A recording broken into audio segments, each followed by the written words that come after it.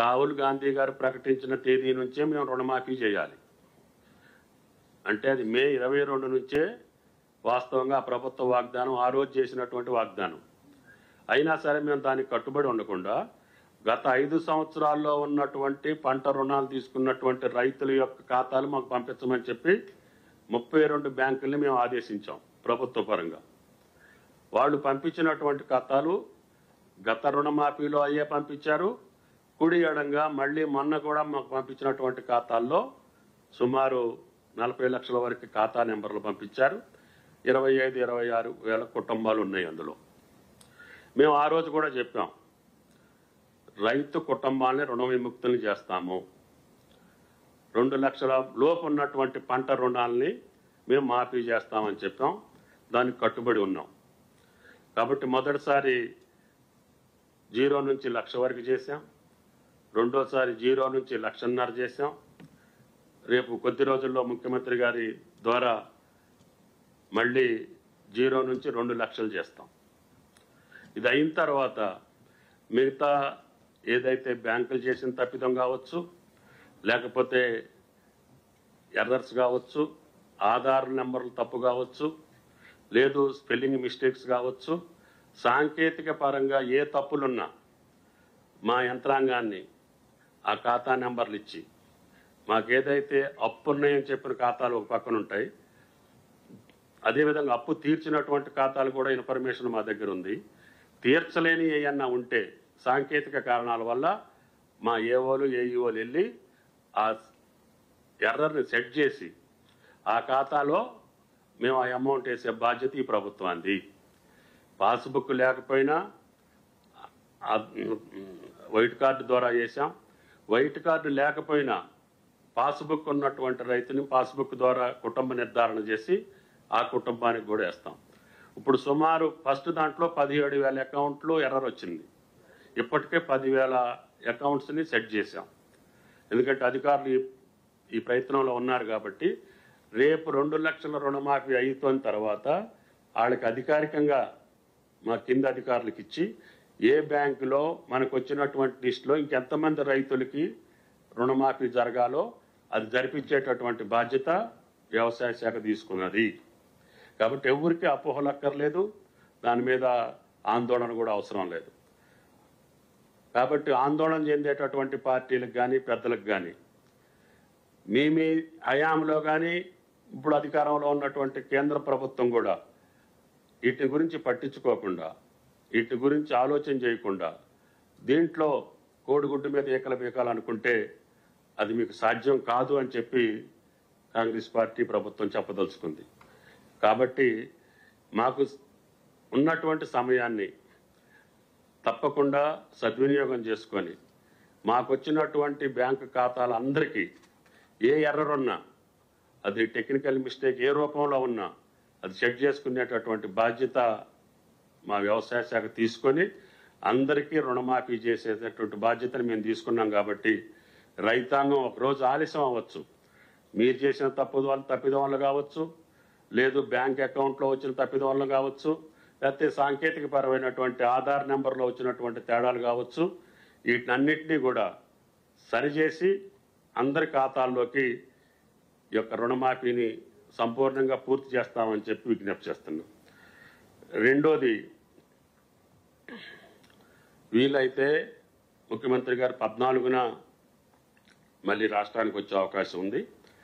స్వాతంత్ర దినోత్సవం రోజున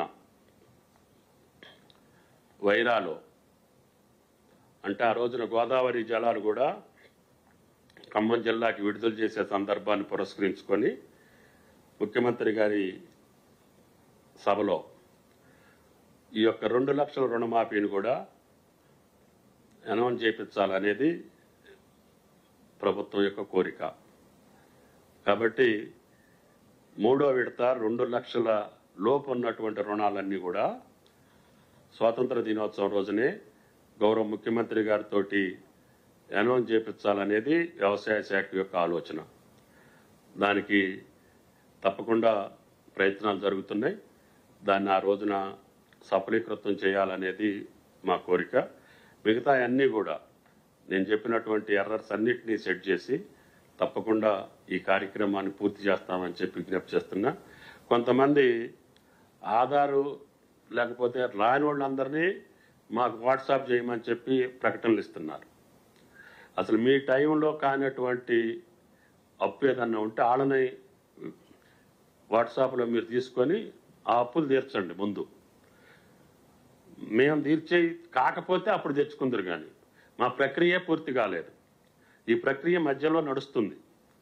1,500,000 అయింది, 2 లక్షలు అవ్వాలి, తర్వాత 2 లక్షల పైన కూడా రైతులు చెల్లించగానే మేము కూడా వాళ్ళ బాకీ చెల్లించాల్సిన అవసరం ఉంది. కాబట్టి మా ప్రక్రియ పూర్తయింది అని చెప్పిన తర్వాత ఎవరికైనా కాకపోతే అది మీరు తెప్పించుకోండి, వెరిఫై చేయండి, ప్రభుత్వానికి విజ్ఞప్తి చేయండి, మేము దాన్ని పూర్తి చేస్తాం.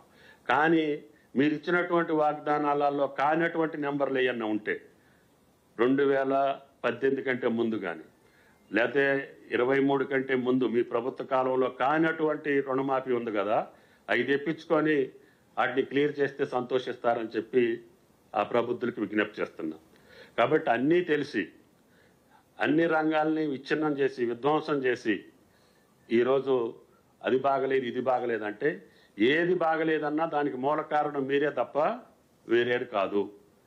దాని యొక్క డీటెయిల్స్ తీసుకుంటే డిసెంబర్ 9, 23 కంటే ముందు జరిగినటువంటి అరిష్టం, అరాచకం, అవినీతి తప్పితే ఈ ప్రభుత్వ కాలంలో ఏ పొరపాటు జరగకుండానే ముందుకు పోవాలనేది ఈ ప్రభుత్వం యొక్క ఆలోచన. వీలైనంత కాడికి భగవంతుడు ఇచ్చినటువంటి శక్తి మేరకి ఈ ప్రక్రియ పూర్తి చేసి ఇంకా మిగిలినటువంటి కార్యక్రమాలు కూడా మేము మాటిచ్చాం. అది రైతు భరోసా ఉంది, అది కూడా మీ అందరి విఘ్నులతోటి పెద్దలతోటి డిస్కస్ చేస్తున్నాం. అది పంట వేసినటువంటి వ్యవసాయం చేసినటువంటి రైతుకి ఇవ్వాలనేది.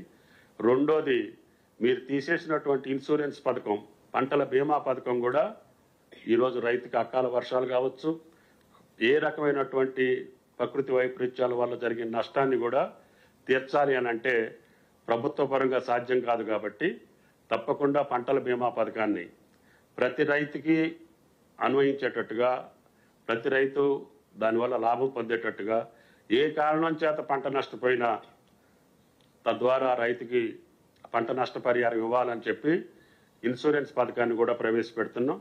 అది కూడా టెండర్ స్టేజ్లో ఉందని అనుకుంటున్నా నేను. అది కాగానే మళ్ళీ మిమ్మల్ని పిలిచి ఏ పంటలకి ప్రతి రైతుకి, గతంలో అప్పు తీసుకున్నటువంటి రైతుకే ప్రీమియం ఉండేది, అది కూడా సక్రమంగా రాలే.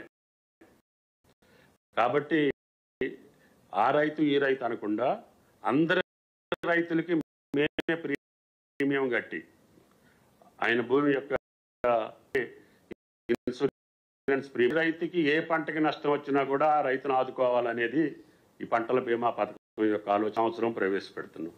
అదేవిధంగా రైతు బీమాని కూడా చేస్తున్నాం. దాంట్లో ఎక్కడా కూడా వేరే ఆలోచన లేదు.